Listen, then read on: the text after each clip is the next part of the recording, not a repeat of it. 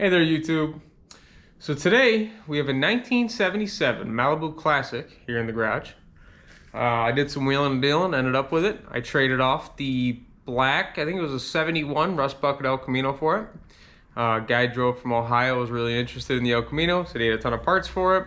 This one runs and drives, not well, but it does run and drive. So made a deal on it. Now I got this one.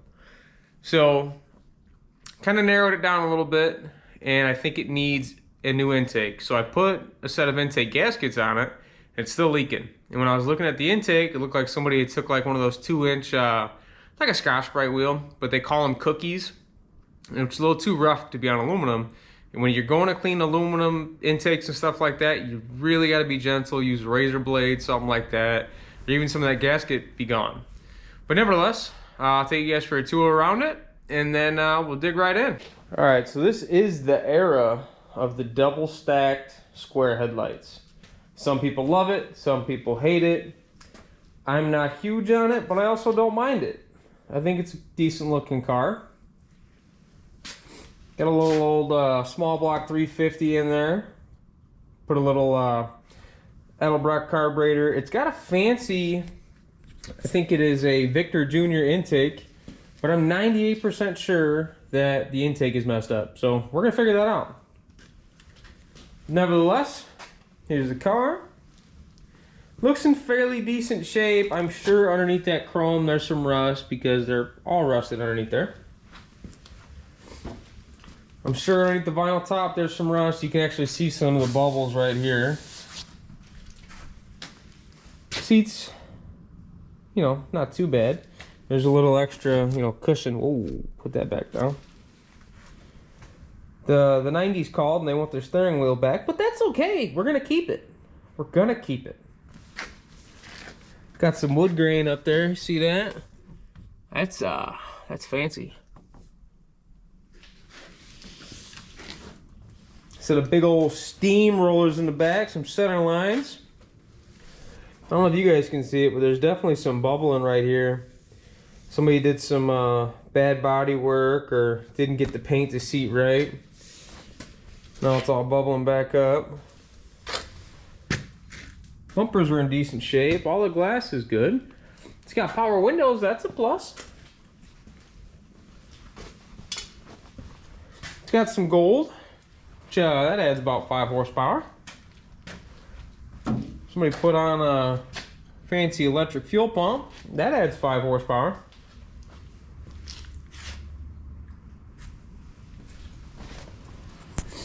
I don't know if you guys can see this, but wherever they did some body work at, they definitely didn't do it quite right, and it's cracking. It actually might be cracking from the big old tires that they put on it, and like going around a corner on a like a steep incline into like a gas station or something. The big old tire hits the quarter, a little bit of force, cracks everything. I don't know. Something, definitely something's wrong with it. But nevertheless, I'm gonna dig into this thing, try to get her fixed up and running and driving properly, that is. So the goal with this one is gonna end up being like an upgrade and trade type deal. So I picked up that 71 El Camino. I got it running. I got it to where I could drive in and out of the garage, and that was as far as I went with it. I stopped, started working on the purple one. The black one went off to the side. So then I traded it for this, and now we're gonna see what happens with this.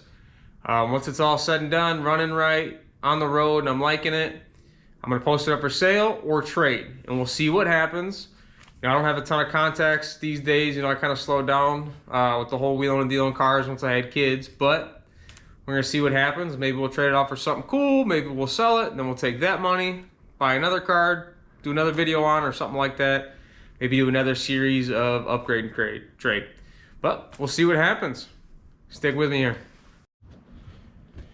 All right, so first things first, I'm going to take the carburetor off. I'm gonna do it a little different than I normally would. So normally, I would just back these out, these bolts all the way off, and I'd leave the studs in the intake. But I know that one of the studs is a little messed up. So what I'm gonna do is I'm gonna break them all free, And then I'm just gonna back the studs out of the intake because we're gonna need them in the next one anyway.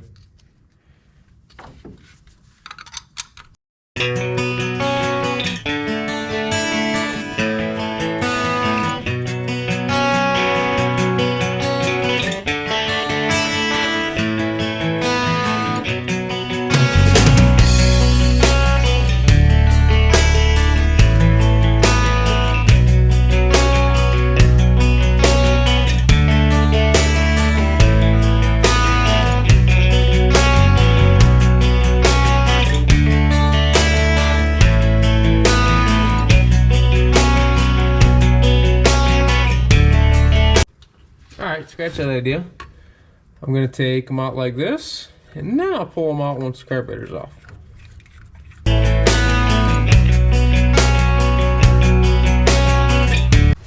Alright, to be honest, I'm getting way ahead of myself. I have several other things I need to take off first. Like this fuel line.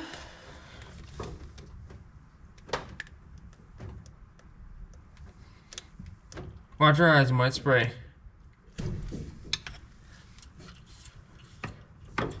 This throttle linkage.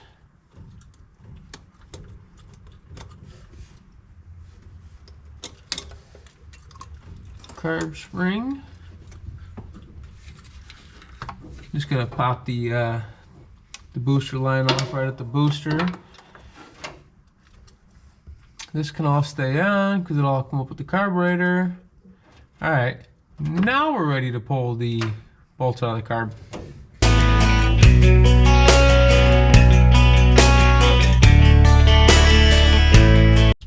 All right, if I'm correct, it should just pop right up.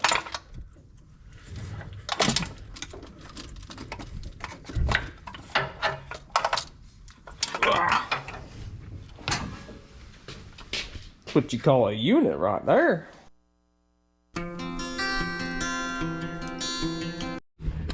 Okay, now we're gonna pop out the distributor.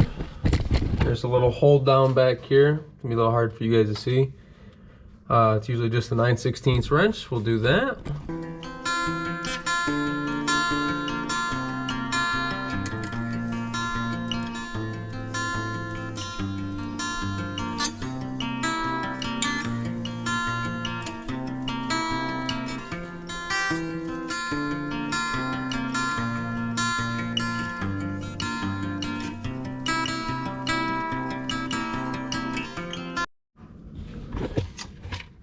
Be sure to take note of what direction your distributor is facing. By distributor, I mean, what's the word for it? Rotor. Yeah, pay attention to what direction your rotor's facing. That way when you put the distributor back in, you can face it the same direction. Ours is pointing basically straight at the firewall. It's off just a little bit, but there's a little tab that we'll try to line it up with, and I'll show you what that is in just a second.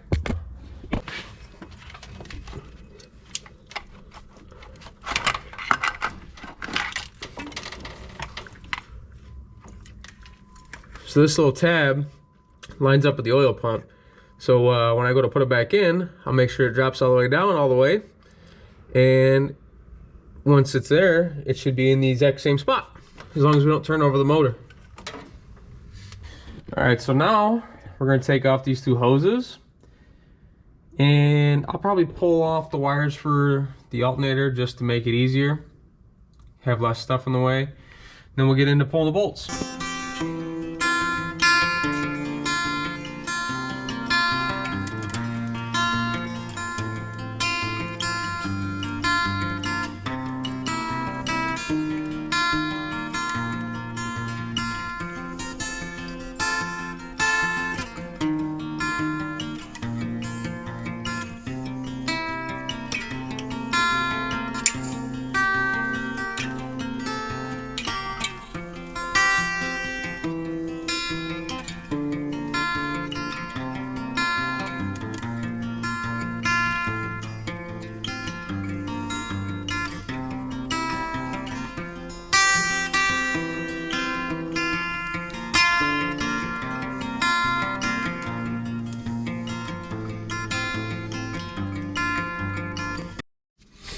So if you look right here, you can see that the the valve cover actually overlaps the intake just a little bit.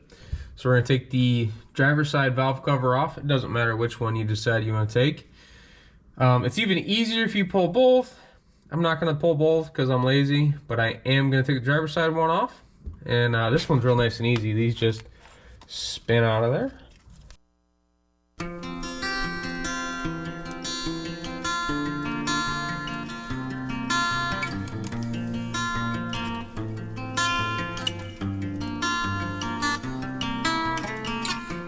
Alrighty, now that that's out of the way, basically just pulling off the intake bolts and pop her out of there.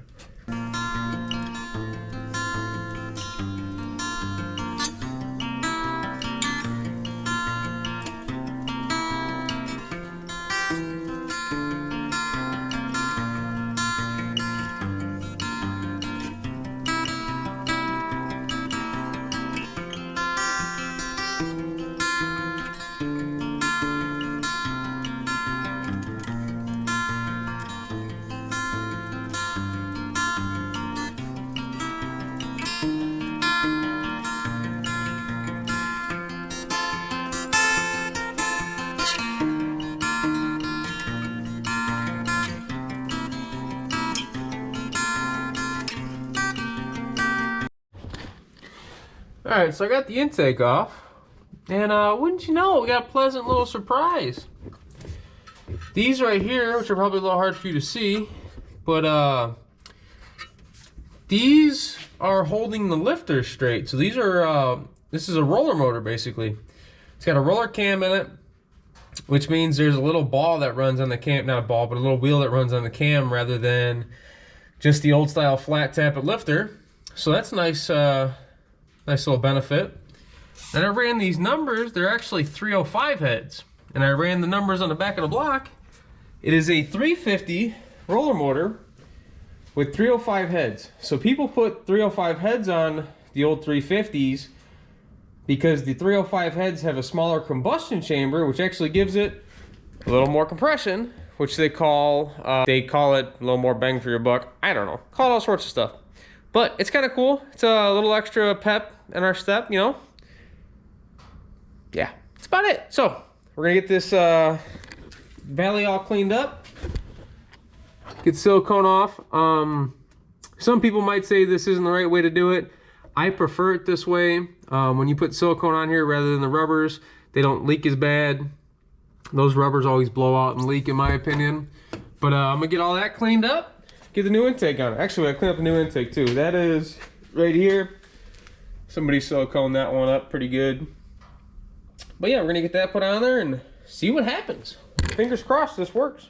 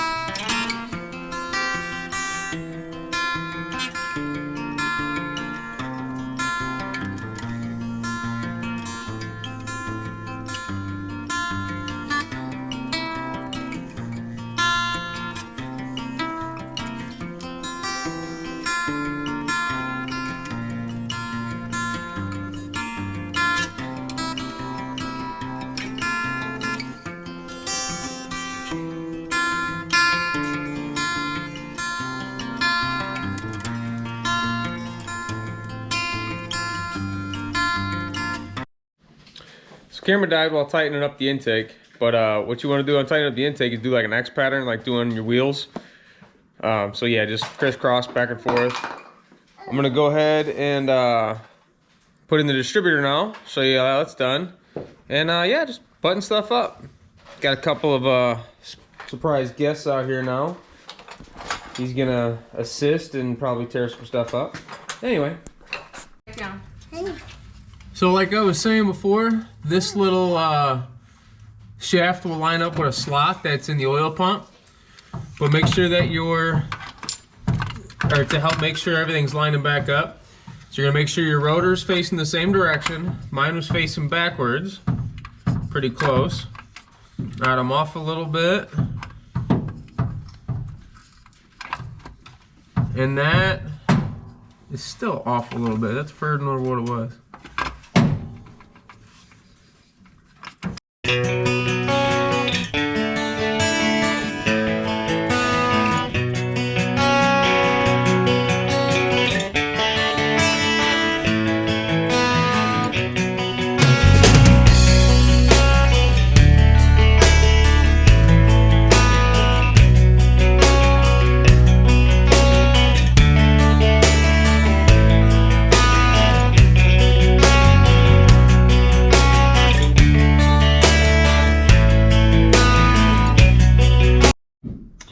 So in the process of trying to figure out what was wrong with this, I swapped out the distributor cap for another one I had laying around. It was still having the same problem. So I'm gonna put back on this one because it's a lot nicer, but I'll show you how to switch the coil over, switch the little button over, all that stuff real quick.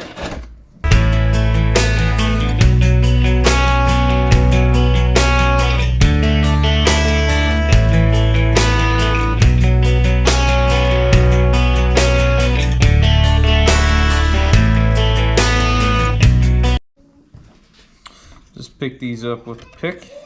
Just gotta pop them out just a little bit. You can even just push on them from the underneath and they'll come up. Sometimes it's even easier.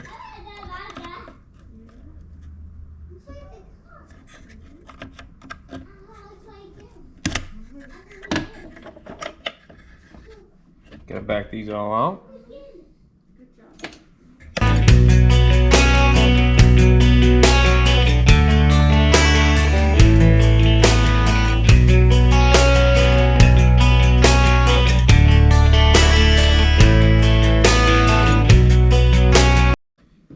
Little button, switches puts in here.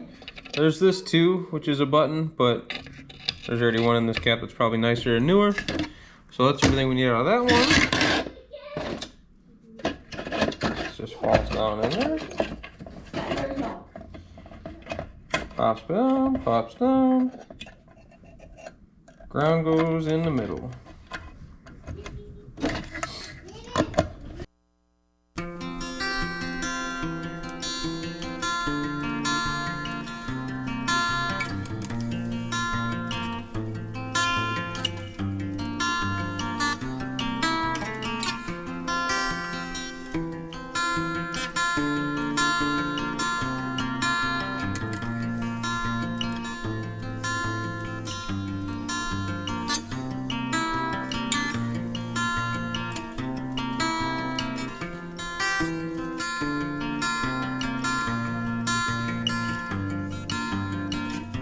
Okay, so since I went from the other style intake, which is a big open one, single plane manifold? I don't know, it's the big open one.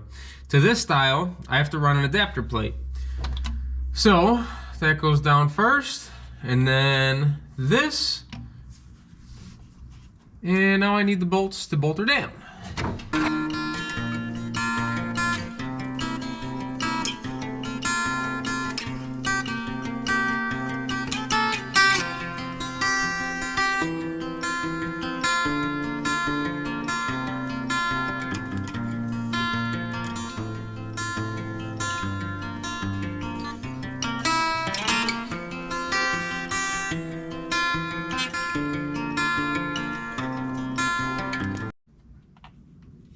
Oh, that's just a really high quality gasket.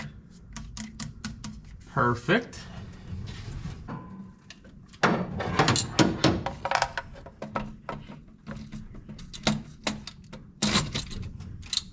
Perfect.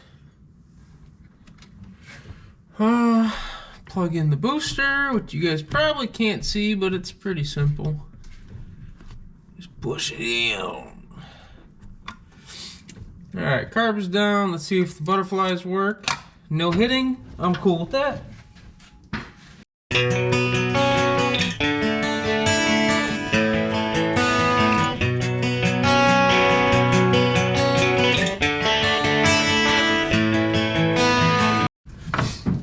Alright, so now we're going to put the throttle linkage on. I like to put the spark plug wires on last. That way I can orientate everything to where it looks somewhat decent. And spark plug wires are easily movable, so I can kind of place them wherever to accommodate everything else rather than trying to wrap everything else around them. You know what I mean?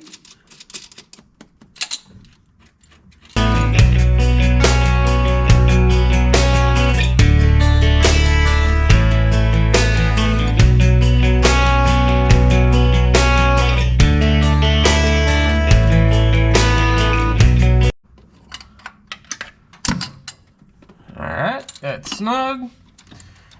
Put throttle linkage on. It's got this little fancy doodad right here.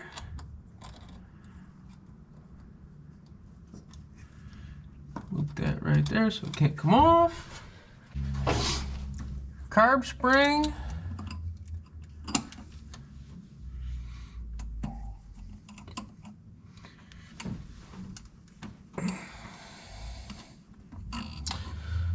Well, if I could ever position my fingers right where I quit stabbing myself.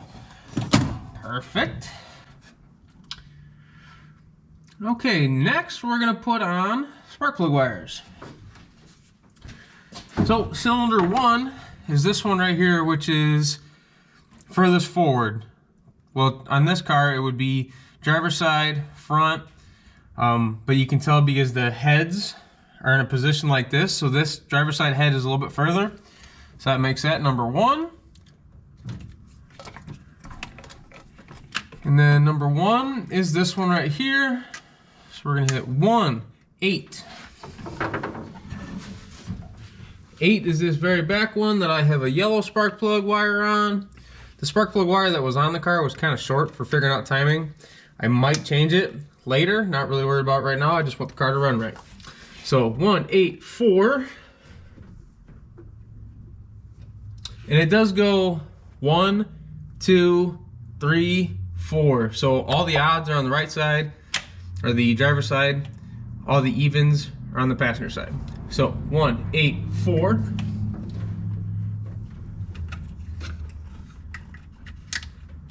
Three.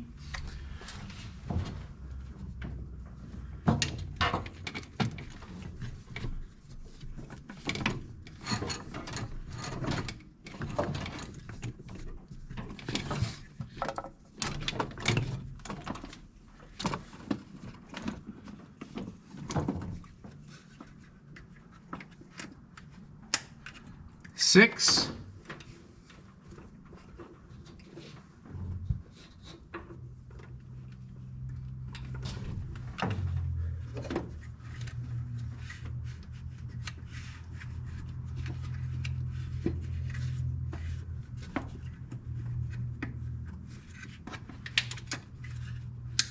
5.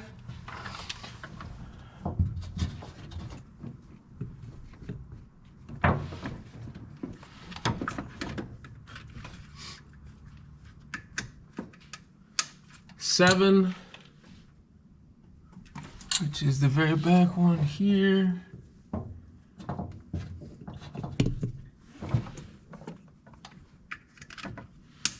2.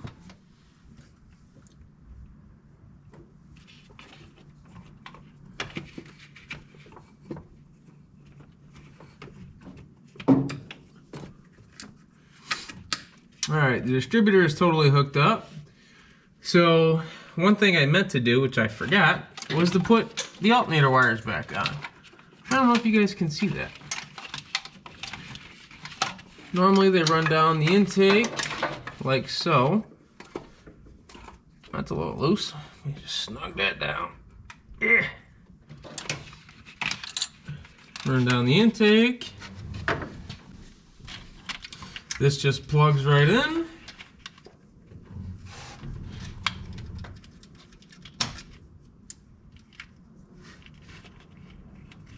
Slide that right like there.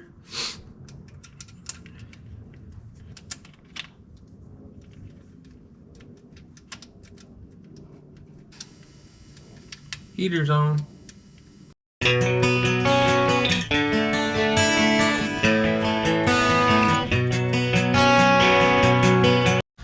Okay, so this is the temp sensor from the other intake, and it is definitely not going to fit. So I'm going to see if I can just find a plug.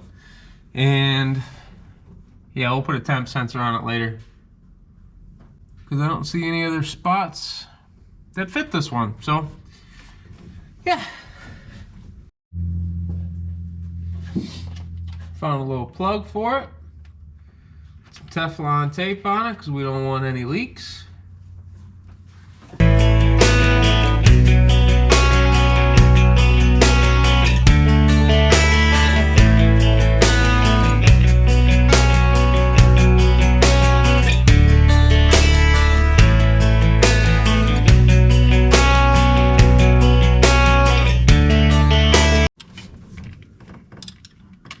Snug down this one.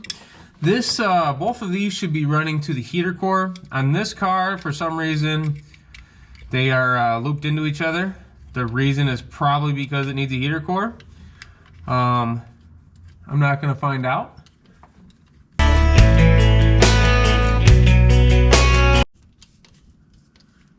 All right, that's snug. This one is to the distributor. That's hopefully not very important. This one is to the transmission. Now we're gonna put gasoline on.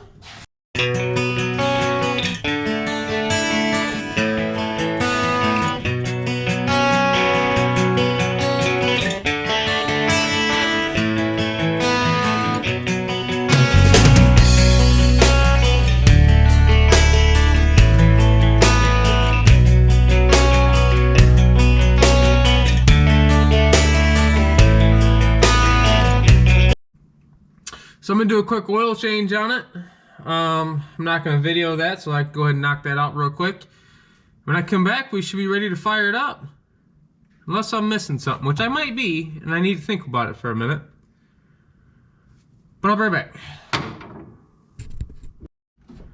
Alrighty, let's fire it up, see what happens. Oh, hold on. Gotta put the battery cable back on it.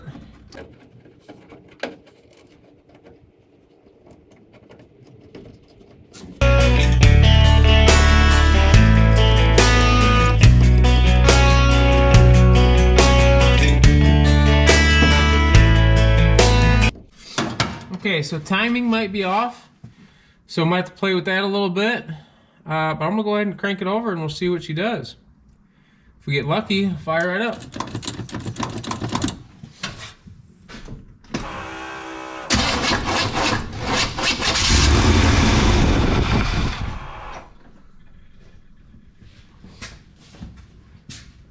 Well, we got lucky and it fired right up, but the it cranked kind of hard.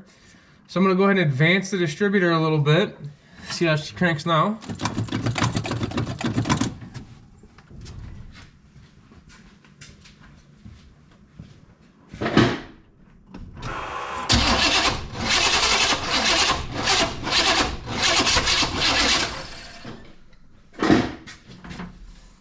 Starter seems a little weak.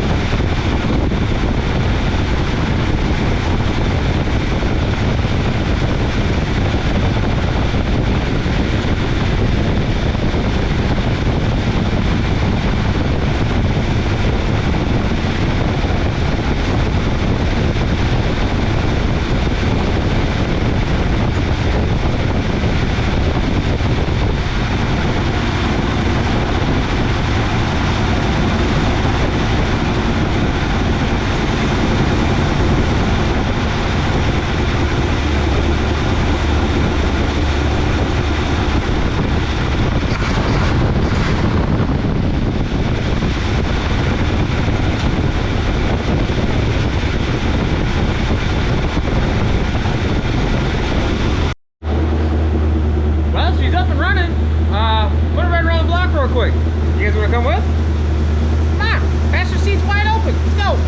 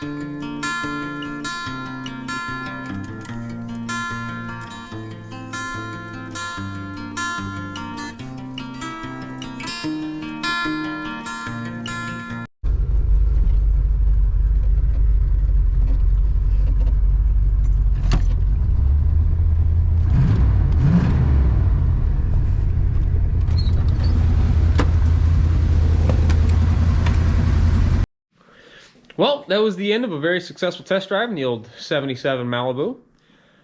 This one's going to go up for sale, and we're hopefully going to do a upgrade and trade video. We'll see what happens. Or not video, but a series. But yeah, that's about it on today's video. Please like and subscribe if you haven't. Click the little bell notification thingamajigger, leave a comment, whatever. You know, appreciate it. Thanks again.